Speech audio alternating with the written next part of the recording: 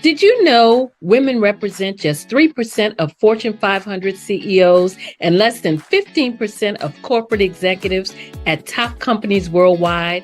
Have you wondered what the secrets are to getting into the top ranks, whether in the private or public sector? Do you want to figure out how to stop being held back in your career or passed over for promotion? Then you're in the right place. Hi, I'm Dr. Madeline Ann Lewis, President and CEO of the Executive Women's Success Institute. I have decades of experience in the military, the federal government, and corporate America.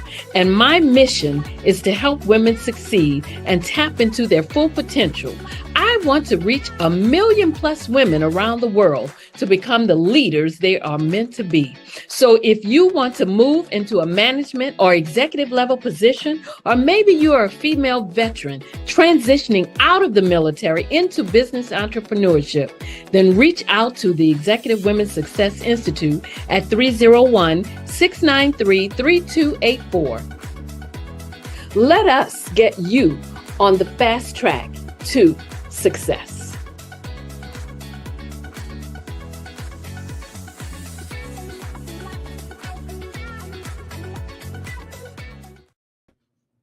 Well, hello and welcome to the Success for Women show, where you can view us on Amazon Pod TV network. I am Dr. Madeline Ann Lewis, your host, and my mission is to help women accelerate the path to success. Well, today's topic is Step Up, and my guest is Miss Dolores Drillhit Morton. Let me just give you a little background on her. Dolores serves as the Chief Executive Officer of Step Up, a nonprofit organization that guides girls and those who identify with girlhood to their success. Under her leadership, Step Up supports high school girls and young women ages 18 to 29 in becoming confident, connected, and career focused through free mentorship programs. Since joining the organization, Dolores navigated the nonprofit through pandemic challenges to adopt a new 5-year strategic vision and expand Step Up's mentorship programs to girls nationwide. She also unveiled programs and support for young women ages 18 to 29, marking the first time the organization offered structured services for those who had already graduated from high school. Now, before I bring her on the platform, I just want to show you a little bit of what she's doing at Step Up. So let's take a look at the Step Up, some of the Step Up program. Step Up just continues to be a space where they get to nurture young women and then get to push them out into the world and say, here I am. Success is being whatever you deem to be your passion. And how can we be the almost invisible hand, as I always say, to guide them along to their own successful path. After Step Up, I gained so much confidence. A lot of the times we have it in us, but we don't know we have it. And it takes someone or something to really show you that you have it. And that's what Step Up has done for me. Wow. And ladies and gentlemen, let's hear from our guest, Miss Dolores Drillhit Morton. Hi, Dr. Madeline. Thank you. I love seeing that video. I know the young women in that video, so I love every time I get to watch it again. Wow. Yeah. When I looked at it, I thought, oh, wow, look like she's doing some great things there. We definitely need to know what's going on at Step Up. So that's why we wanted to have you on the program today. But before I get started and we dive into it, I always give the standard bio on my guests, but then I also like to ask my guests just to tell us what you want us to know about Dolores. Tell us what you want us to know about you. Just a small town girl. I'd say the thing that doesn't make it into my bios is that I came into this work through through personal experience. It wasn't a strategy. It wasn't a plan. It wasn't like, this is what I want to do with my life. I grew up in a small town in Louisiana, Baldwin, Louisiana, on the Bayou Teche. My dad is a Pentecostal preacher. And I grew up we didn't have a lot, but I was surrounded by adults in a community that just showed up for each other in a way that is just remarkable. I look back and I appreciate it so much. And that really shaped everything about how I think about community, about how I think about service. I was a mother before I was a CEO, and that matters to me because I understand the weight of building a life and a career at the same time and doing it without a roadmap. So when I sit across from young women like those you saw in the video, a young woman who's just trying to figure it out, I'm not doing it based on theory. I'm doing it because it's based on what I've lived. I've been there. So that's just a little bit about like where I come from, who I am. My mom was a stay-at-home mom, but she was also my first mentor. She believed in me before I believed in myself, before I knew I should believe in myself, and that's what a good mentor does. So having been in that community and surrounded by people like that who hold you up and hold something for you before you're ready to hold it for yourself. And so, I think the most important thing that I want people to know about me is that this work is personal. It's not strategic. It's just a part of who I am and something that I have believed in for a very long time. Wow, that is, and just to let you know, when you say home girl, Louisiana, we rolling in the same circle here. I'm from New Orleans All now. right now, all right. I missed that. Okay, you really do understand what I'm saying. Look, I understand community. I understand, especially like you were talking about your mom. It brought back memories for me, how she used to encourage me and also, always tell me about never giving up and, you can do anything you set your mind to do. So yeah, I get it. And I can understand why you would want to pass that on to others, especially our younger generation, because they definitely need it. Yes, absolutely. Wow. And my mom said, she was like, I knew you were going to be somebody. I knew you were going to be somebody. Yeah, I mean, look, moms know. They know. They know. So tell me, for those of us, for those that may not be familiar with your work, can you tell us about your journey and what led you to become the CEO of Step Up? Oh, I don't know that it wasn't my plan, right? It wasn't my direction. I think that my path wasn't linear. So I went to college. I was a good student, went to college, but I lost my way. And so kind of meandered until I found the right path for me. But what was clear is that I was consistently moving in one direction. I kept gravitating towards work that put people at the center of change. So we can think about systems and processes, but at the end of the day, systems and processes don't matter if people aren't driving those systems and processes. So I started off doing local social impact, social justice work early on in my hometown in Louisiana.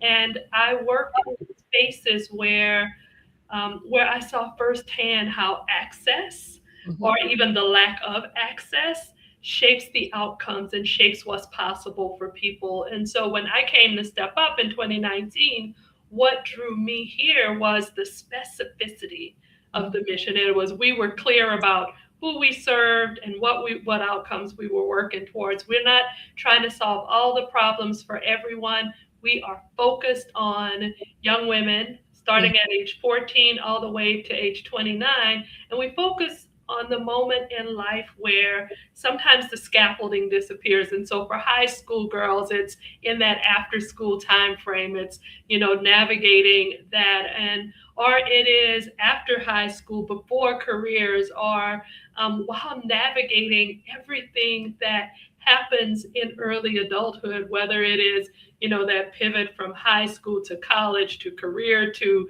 whatever career path you're taking. And so that's something that I really appreciated about the work, and that drew me to the work, was who we were serving. Because so often when I sit across the table from a young person, I see myself in them. I see myself in those girls and the young women. I see my own struggles. And so when I talk about my upbringing, it gave me the framework that I use every day. I grew up surrounded by people who knew that where you started shouldn't determine where you end up. And so it's not something that I arrived at intellectually. So sometimes it's what you read and what you're told, and you digest on it. It is really something that I lived, that brings me to this work. So yes, I went on and I finished college and I got the degrees and all of the experience, but along the way, it's what I lived that really has influenced my career and led me to this role. Wow. Now, one of the things you mentioned when we were in the studio, that you travel a lot, and so do you have is Step Up located in more than one area? So do you serve across, cities or across the country, or is it just located in one area? How do you work that? So Step Up we have eight anchor cities. So 8 cities where we provide in-person programs for high school girls. But we really are a national organization.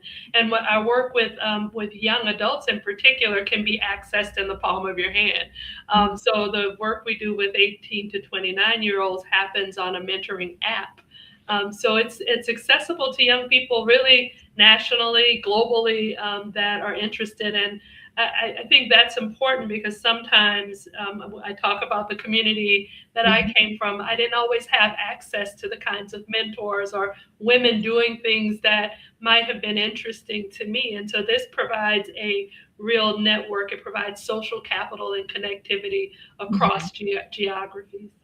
Oh, wow, that's great. And then, because as you said, when you talk about young women, it's not going to be just the ones in your neighborhood. So if you can reach out across, across country, across states, across those lines, then that's even better, to reach as many as you can. Wow, kudos to you for doing that. Now, I know that since joining Step Up in 2019, you successfully guided the organization through the challenges, as you said, through of the pandemic. What were some of the biggest leadership lessons that you think you learned during that time? Oh, I'll say honestly, I told somebody once, if I knew that the pandemic was coming, I probably wouldn't have taken the job. But I think I was uniquely qualified to lead the organization through that moment, because I spent a part of my career working in disaster response and management. And so I pulled on a lot of those skills. But, we were dealing with an unprecedented situation where we had folks who felt isolated, who felt lonely, who felt disconnected. And I think we are still, Dr. Madeline, dealing with a lot of those issues, the loneliness epidemic and those pieces. And so what I was struggling with was, how do I provide connective tissue to young people when they're feeling even lonelier, even more isolated? And so Step Up became a place where young people could come. So we went, entirely virtual for a while.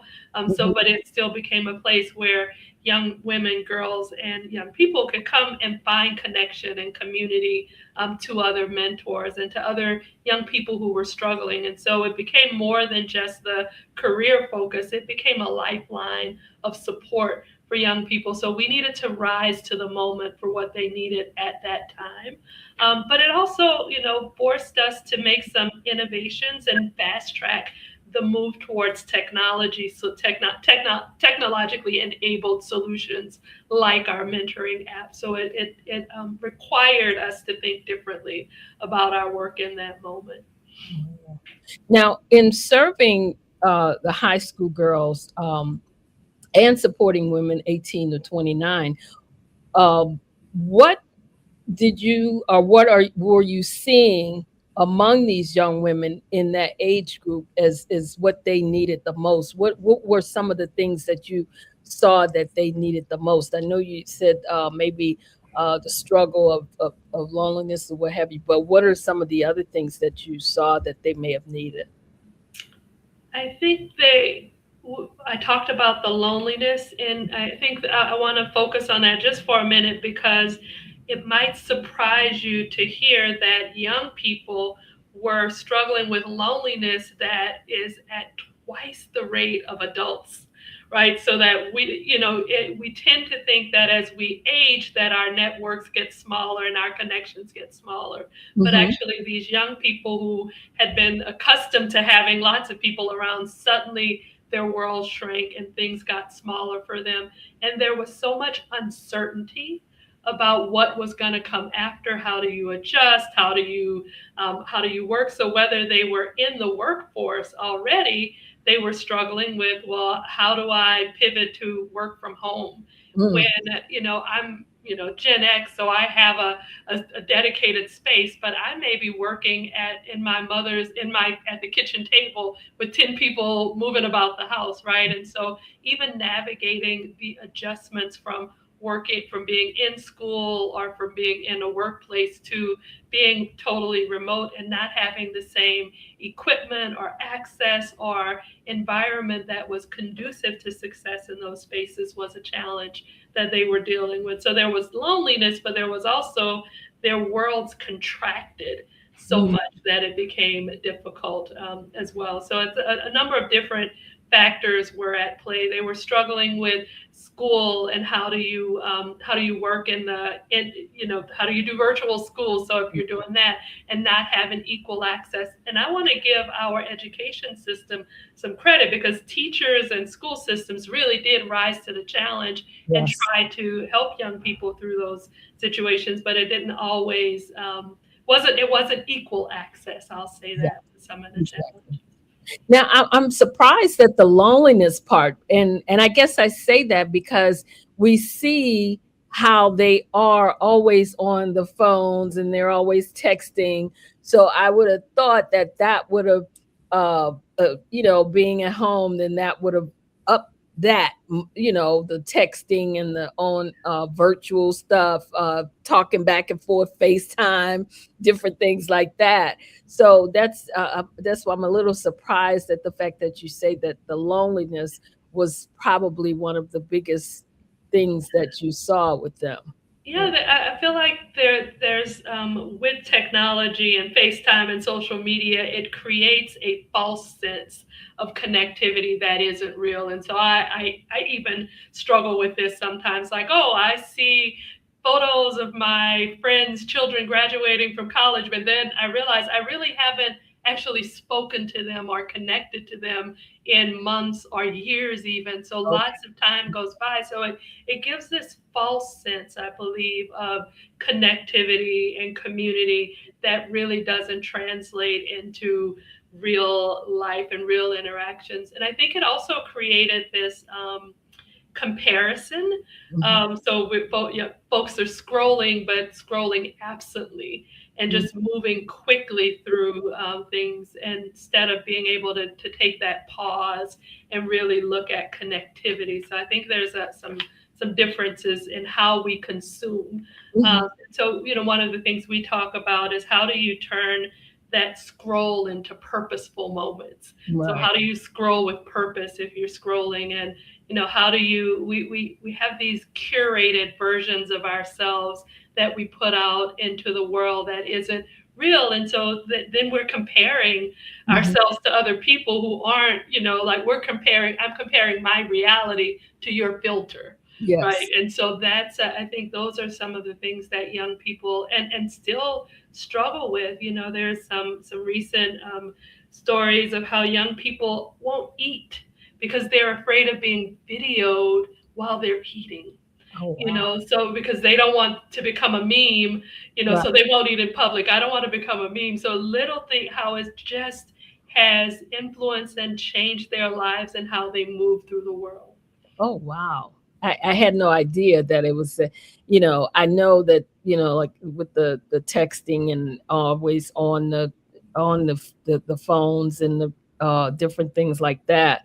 But I didn't know that it had gone to the point where, yeah, and I guess that's true because now everybody wants to take a picture of everything or they want to record everything. So if they see something that they could use to either make fun of, probably bully, or what have you, then yeah, that's exactly what they would do. Yeah, I never thought of that before, but that is definitely right up there in the things that they don't want to get caught in the middle of, I would say. Right. Hmm. Right. We don't dance because we don't want somebody to catch us looking awkward while we dance, or Yeah. or not gonna shoot my shot because I don't want to get caught, being turned down, or those just. And it's little things where we've shrunken, and so one of the things we're trying to do is help to build new connections and purposeful connections in ways that will really advance young people rather than having them struggle through life, and know that there are safe spaces. Hmm. There's places where they can be safe and brave and vulnerable Right. out in the world, and we want to be that for this generation. Wow. Now I know mentorship is at the heart of Step Up too. That what they do. Mhm. How has mentorship influenced your career, and how do you believe, or why do you believe that it's a powerful tool, also for the young people that's in the program? I am, so I'll say I wouldn't be would not be in this seat or in this role without mentorship. And I'm not talking just about the mentors along my career path. I am speaking of a specific mentor. And I always say, I like to call names. Her name is Karen Williams, who saw this job listing and said, Dolores, you should apply for this job. And it's like, but I'm not a CEO. Mhm. And Karen told me, "Yes, you are a CEO, and this is the work that you have been preparing for." And so I did apply because at her persistent and consistent encouragement. And so she's someone who saw me as a CEO before I even saw myself in this role. And that's the power of mentorship. You almost are borrowing somebody else's confidence, someone else's belief in you, and that's what mentors can do for you. And so in that very concrete, tangible way, she pointed me towards this position that I really do agree I was built for and made to lead this work right now in this moment. Mhm. But throughout my life, Nellie Watkins was a mentor in my hometown. She was my pastor's wife, and one of the things that she did was enroll me in it was a competitive oratory. So I would do competitive public speaking. Mhm. And so I'm traveling around Louisiana on weekends, hated it, didn't like it, but I didn't realize in the moment that she was preparing me to be on big stages. And many years later, I spoke at a national conference, 10,000 people in the room, did the keynote. And after I got off stage, I called her and said, "Thank you. Now I understood what you were doing and what you were trying to give me." Absolutely. So, Wow. so that's what mentorship does. And, I spoke earlier about my mother, as a mom, mentors can do so many different things. I have two girls, and one of my daughters, recently started a new job, and she has someone she can call on to help her to navigate benefits. So mentors can be that lifeline for helping you to navigate benefits, or coaching you on negotiating your salary, or Mhm. prepping you for an interview. And it doesn't always have to be this long, deep thing. I like to talk about mentoring happening in everyday moments, right? Mhm. That mentoring can happen, in a conversation. That one conversation can really change the trajectory of a young person's life. And if you pause and think about it, I'm sure you've got like, oh, this is one thing someone told me. It wasn't that we had 10 meetings about it. I had this thing and I took this nugget, and I've Mhm. been able to use it over and over in my Absolutely. life. And that's really kind of Step Up's approach to mentorship. Wow. Now, also too, young women we know also struggle with confidence and they with self-doubt. And so what advice would you give to a young woman who knows, who you know has potential, but is afraid to step into a leadership opportunity? Ooh. I would say that your starting line is closer than you think. That's what I would tell her. It is closer than you think. It is within reach, within grasp. You Yeah, know, young women don't struggle from a lack of ambition. right. You know, I was ambitious. We don't struggle from a lack of ambition, but what we struggle with is the gap between where you are and Mhm, where you want to be. mhm, And what I try to remind them is that you don't have to close the whole gap at once. And so it's I heard someone say you put one foot in front of the other until the path becomes clear. So you close the gap between where you are and where you want to go, one mhm, step at a time, one action at a time, mhm, one conversation, one connection, one person who has been where you're headed at a mhm. time. So it's one thing at a time. It's closer than you think. That's what I would tell them. That's the way to get through it. And as I said, borrow someone else's confidence, and that's the thing that most often helps me is somebody else being confident in me. Mhm, mhm. Now you talked about the fact that someone else told you about the position to apply for it, and at first you didn't think that you would be a CEO, but you've also held leadership positions with, what was it, City Year and Mhm. Points of Light. I have, yeah. And so looking back on those experiences and from those roles, um, uh, do you think what experience do you think from those roles prepared you for leading a national organization, or do you think those roles prepared you? They absolutely everything in my career prepared me for this. So I started off doing local work in my hometown and moved on to doing statewide work, then national and regional work. And I learned a lot about people in the Mhm, process. The common thread through all of those things was that people were at the center of change. So whether it was volunteers who were helping school age children to get to school on time, mhm, or dealing with the reading crisis or literacy issues or the digital divide, or helping communities to recover from disaster. What was common through all of that is that people were at the center of change. And mhm, when I pivoted from that general work that I was doing at Points of Light, which was lots of ways that mentors and volunteers can solve problems in communities, to working at City Year, what I started to see were the specifics of schools and young people. So how could we really help young people? And that became my linchpin to connect me to Step Up. And what was important to me both at City Year and now at Step Up is proximity to mhm, the young people we serve. So I had been at Points of Light for so long and had grown so much in my career there that I was no longer directly able to touch people that were benefiting from the program. And while my job as CEO isn't to mentor, I do still have the ability to carve out that time. And that's what City Year helped me to remember, that, I didn't sign up for this work to do board meetings or prepare pitch decks or do budgets. That's not what I came here for. I came mhm, here because I care about young people and their journeys. And so being able that's really the thing that has helped me to anchor to this. I still have to do the board meetings and the media and the speeches, but what really keeps me anchored is when I have an opportunity to sit with the young person, and I try to dedicate at least an hour every week to mentorship, just to oh, stay connected to the mission.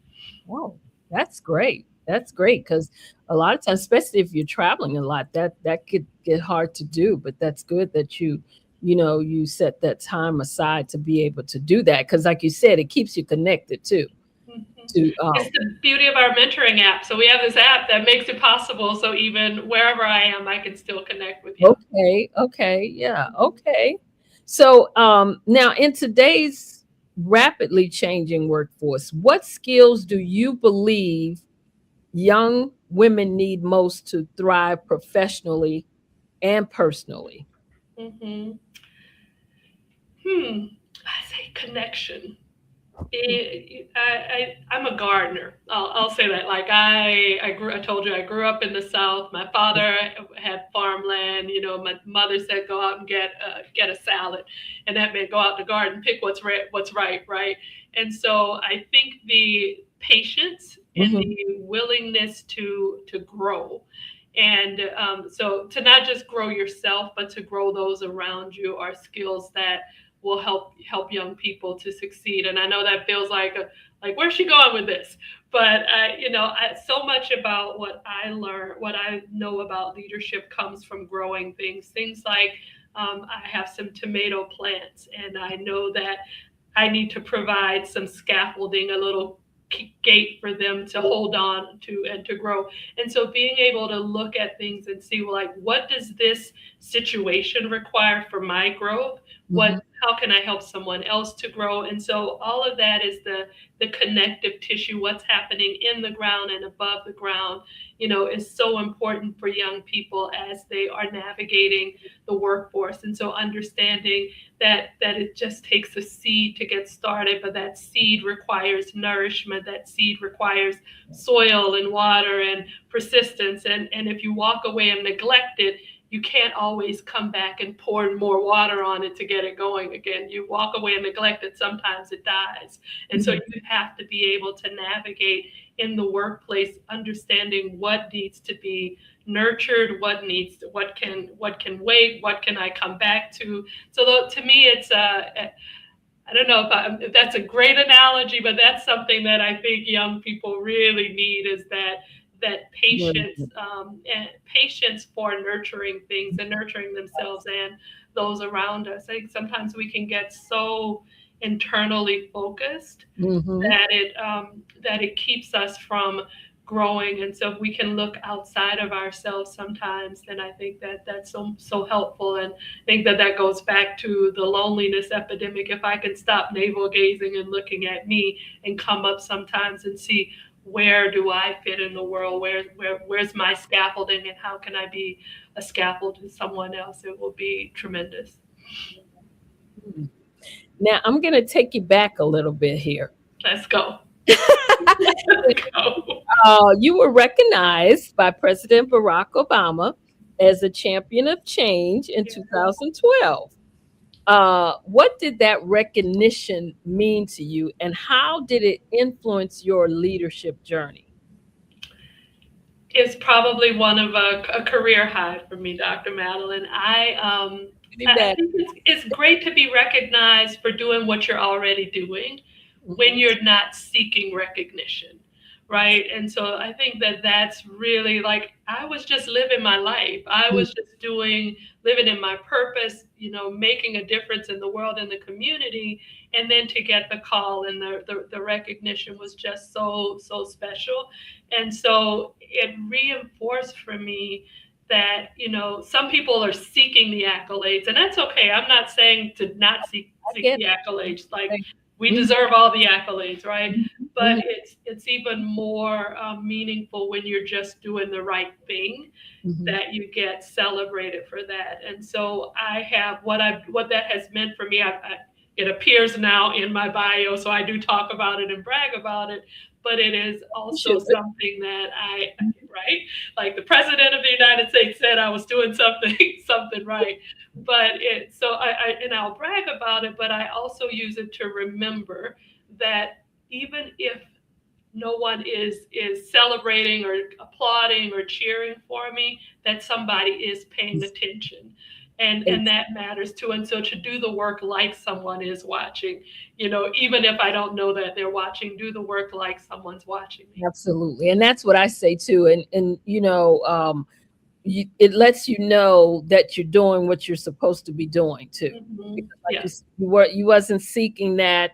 That was the call that you got. So that let you know that, hey, I'm actually doing what I need to be doing here. Right. I'm walking in my purpose. And so I truly understand that you how you would feel about being recognized like that. That's why I said I was going to take you back a little bit. That was a long time ago, but it is still a career high point for me. But it's still, even like you say, even though I said take you back, and even though it's in 2012, it still means a lot, and it will continue to mean a lot because of, like you said, the recognition and the way you were recognized and in that area. Yeah. So I think that was great. I think Thank you. great. Thank you. So as a leader, how do you define the success, and has that definition changed throughout your career? I do think it has changed. I'll start with that part of it. It has changed. I think that at one point I thought making it to a certain salary threshold or a certain title was going to be satisfaction. And I am that, okay, I've made it to CEO and that's enough. But it's not enough. The title doesn't matter if the purpose and intent doesn't work alongside it. And so if I were an entry level person but still doing meaningful work, I think I would have. Except I need to make a living, right? So I need to be able to thrive. But it's important to me that purpose, and I just have lived such a purpose-centered life. That's a part of my upbringing, a part of being a preacher, a Pentecostal preacher's daughter. Purpose and purpose and faith are still so very important to me. And so that's, I think, the definition changed as I grew, it's different success, and it's different from when I was actively raising kids. My children are all grown now, so it's different. What success looks like to me, a successful life and a successful career at this point, is more about purpose than about income. So income was a driver at one point, but now it's really about purpose because, thank God, my children are more self-sufficient at this point than they were. We could talk about parenting and leading at a different time. You never actually stop, right? But it's a good place to be when you can think about purpose and meaning and what are you building and leaving behind. So it's not just what I'm doing right now, but what am I leaving? The people that I've touched, the organizations I've been a part of, the communities, am I leaving them better than I found them? Am I leaving something that is meaningful and tangible that is going to live beyond, my time when I've decayed and gone on? Is it going to still be here? And so that, for me, that is important, and that's a definition of success. Absolutely. So what barriers do you believe still exist for the young women and girls today, and what can organizations and even community leaders and leaders do to help remove those barriers? Well, there are a lot of barriers, especially I'll speak specifically for young women and young women of color.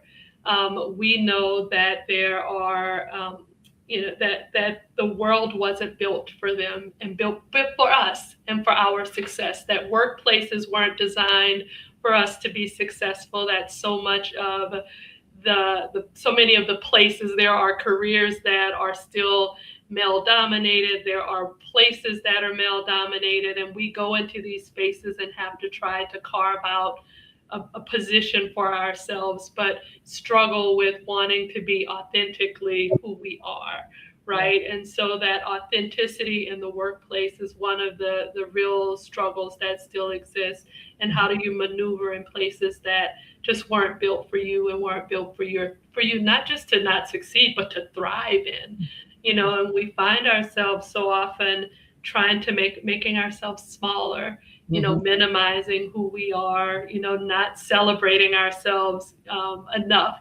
And that this almost false humility that we are expected to be humble when we really have achieved something, but you can't brag Yeah. But you know, I Yeah. don't want to do the speech from the Barbie movie, right? But like that is what we are dealing with, right? Mhm. And so it's and Dylan, I think right now, young people are also struggling in you know, entry level work is diminishing. Companies are expecting you to come in with all of these experiences, but then they don't offer the internships and opportunities to gain the experience. So how do you gain that experience?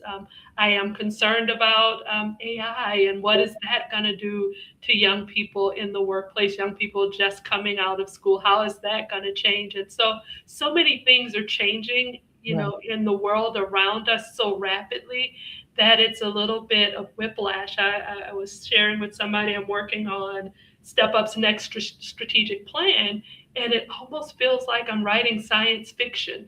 Like it's so hard to say, here's what's next for us when there's so much change and rapid, you know, and change happening so quickly Yeah. around us.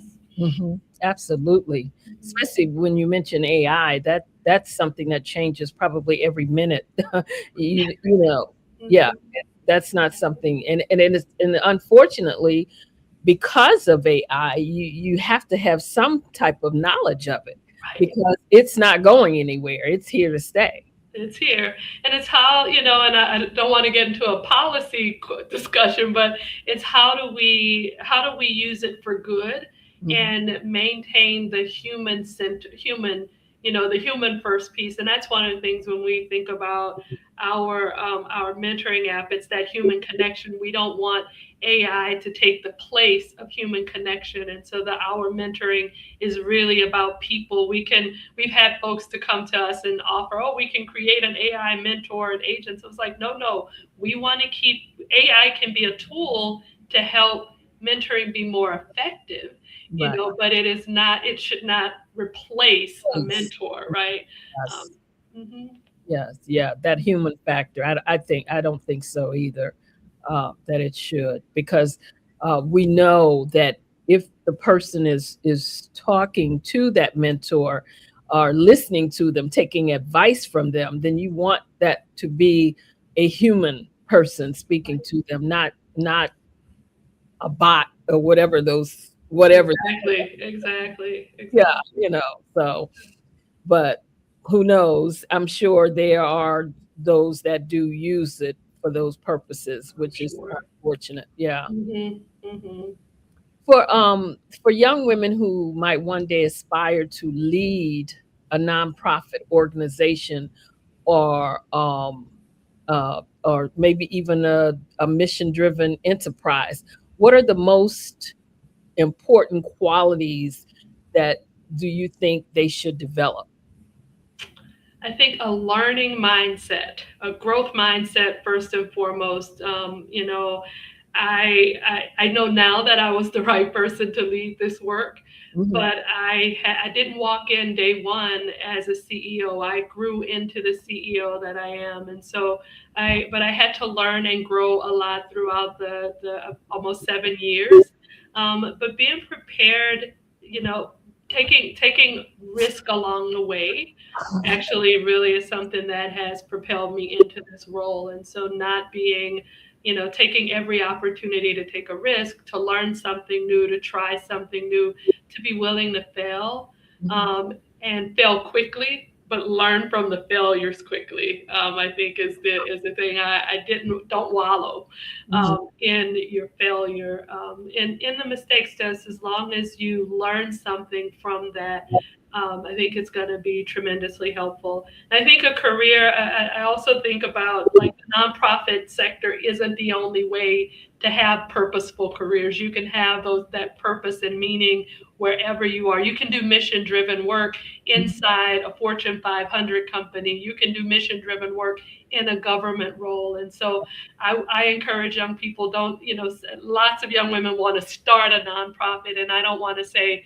don't start one, but that's not the only path to Mhm. doing meaningful work. And so I would encourage, you know, it's hard work. I love the work. It's hard, but I don't know that I recommend it for everyone. I would say. So, what advice would you give to a young woman who may be looking to take their next step in fulfilling their dreams, but they just don't know where to start? I think, and this is, I work at a mentoring organization. Get a mentor.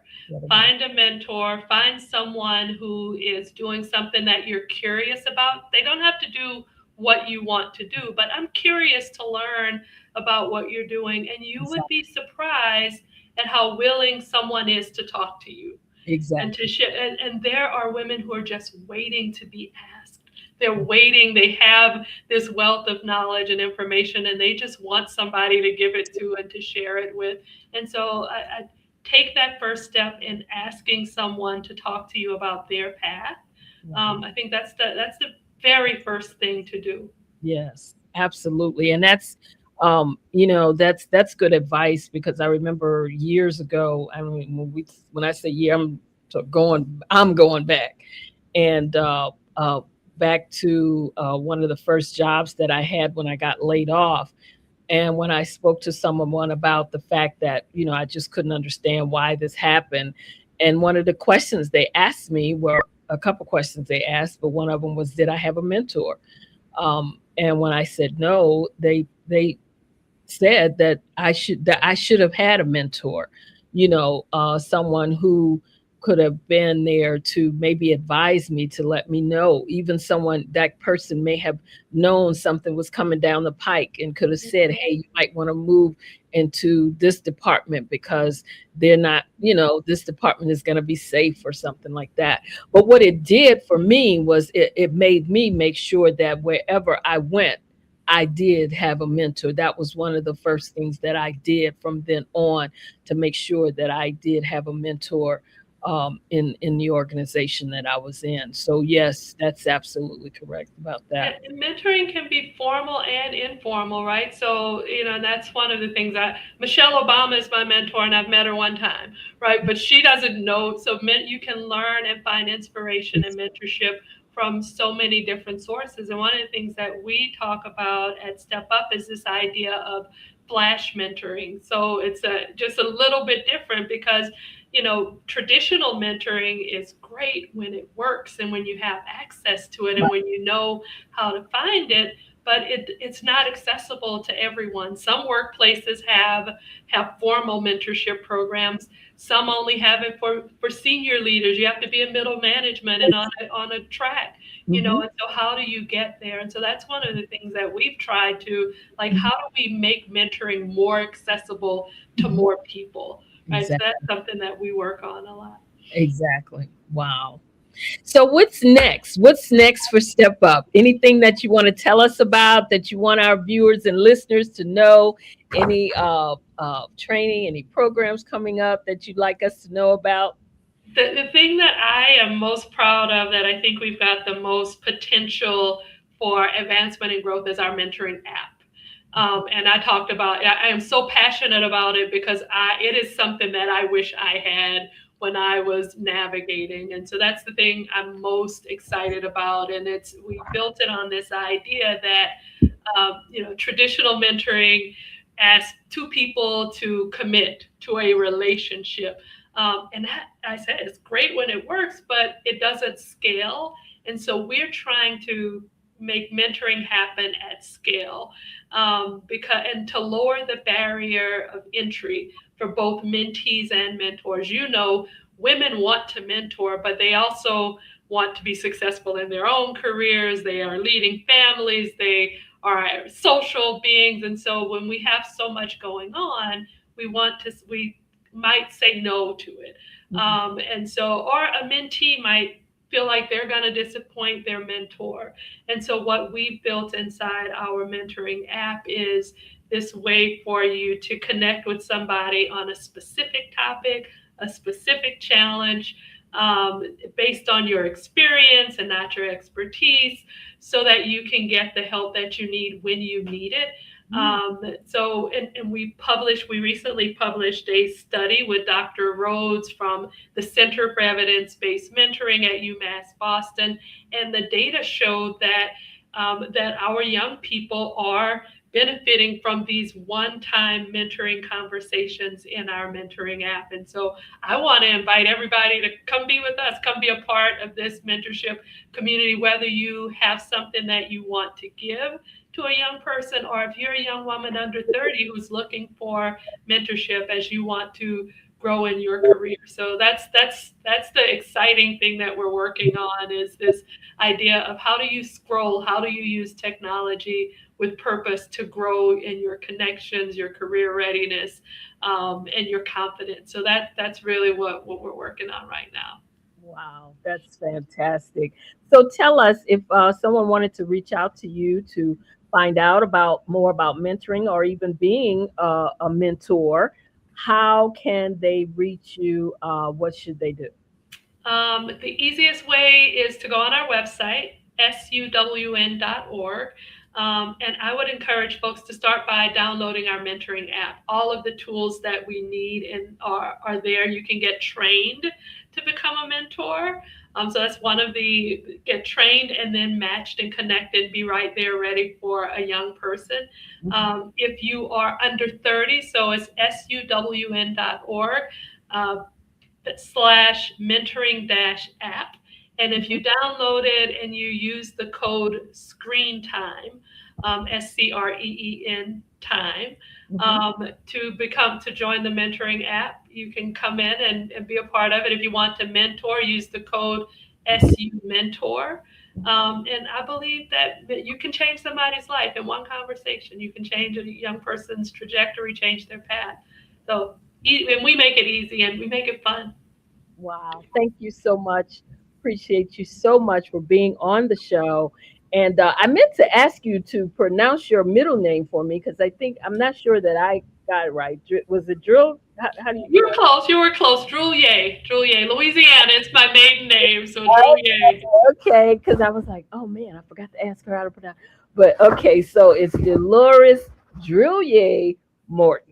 Got it. Thank you so much for having me. Enjoyed talking with you. I so enjoyed our conversation, so enjoyed finding more about Step Up, and I hope our viewers and our listeners took notes, and so that they could reach out to you. Definitely, if you anything else that come up that you want us to know about, make sure you reach out to us. We'll be glad to have you back to share information with us. So thank you so much for joining us today. Appreciate it. Thank you. Right. And now I'm just going to give a little bit about what's going on with in and around, and what's going on with me. For those, if you want to stay, you can. If not, I can let our Mark can put you back in the green room, and then you can listen in if you'd like, or you can go ahead and I know your schedule is busy. I'm just going to give them a little bit of some announcements right now. So just to let everyone know, I'm excited to share that I've been named to the Women in Leadership Top 100 list for 2026 by the Global Publishing Media Group. The list recognizes influential female leaders driving change across global industries. I'm also going to be interviewed by Humans of Fuchsia for their Honest Entrepreneurs Growth Series 2026 on June 10th. When the article is live, I will definitely share with all of you. Humans of Fuchsia believes that elevating women is a shared responsibility, and it requires the involvement of all genders. And I will be interviewed by Dr. Jacqueline Kaba Harrison on June 19th at 1 p.m. on the Realizing Your Potential TV network for the Born to Lead docuseries. The Born to Lead docuseries showcases the natural leadership abilities of women in leadership roles. I am also a part of the She Rises Studios Empower Her anthology. The anthology features 11 powerful women and is meant to uncover the internal shifts, the breaking points, and pivots that lead to transformation. The paperback release and author celebration will take place June 30th 2026. So stay tuned to purchase your copy or email me at info@exwsi.com to put your name on the list to receive a copy. I was also honored to be a keynote speaker at the Own It X University honorary doctoral commencement ceremony and inaugural class of 2026 and the Own It X International Speaker Live event, which took place in the Dominican Republic. I want to send a big shout out and congratulations to the honorary doctoral candidates. I will also be a featured speaker during Leap Week 2026 virtual conference, which is taking place July 26th through the 29th. You can watch me or catch me on Sunday, July 26th at 8 p.m.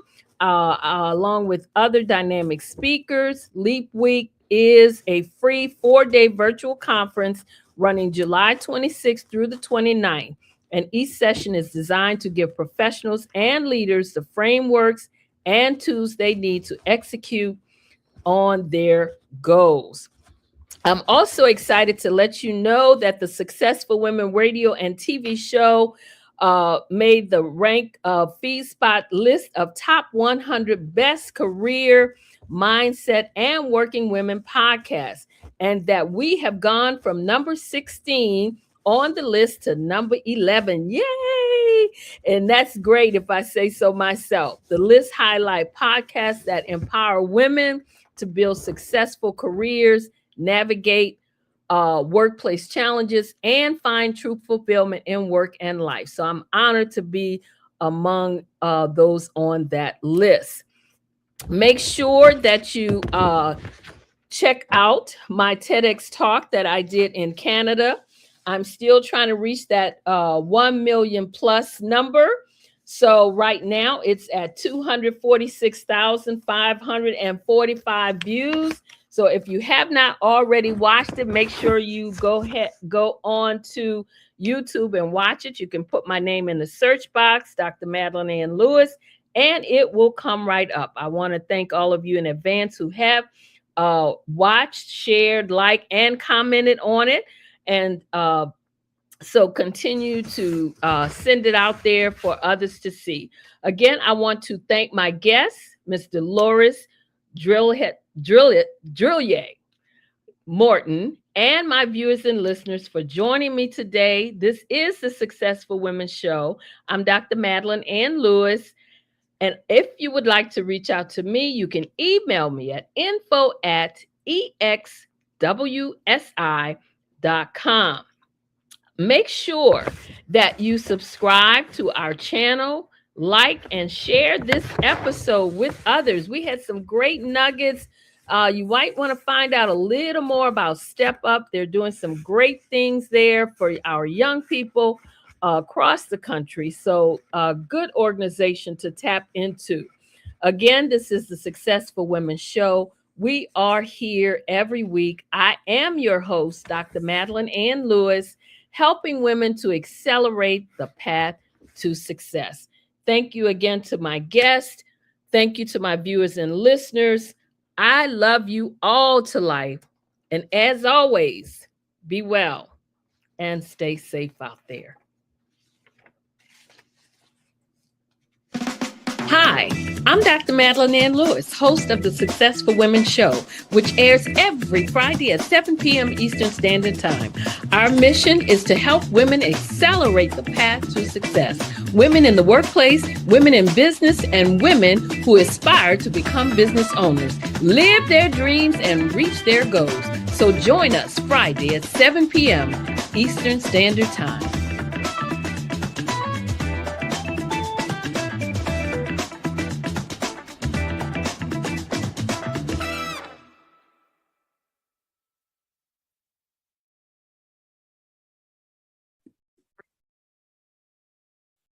Hello, I'm Dr. Madeline Ann Lewis, President and CEO of the Executive Women's Success Institute. And my genius is helping women accelerate the path to success. You know, I was blessed to have strong women in my life who encouraged, motivated, and pushed me to do my best and to never even think about giving up on my dreams. So I say to women, we must show up to rise up. We have talents and potential, but who will see them if we don't speak up and get noticed?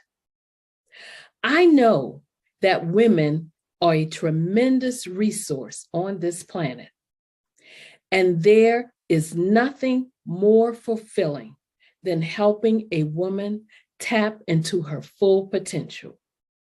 I do this because I want to be a part of helping as many women as I can to show up, to rise up. I do this because genius is common.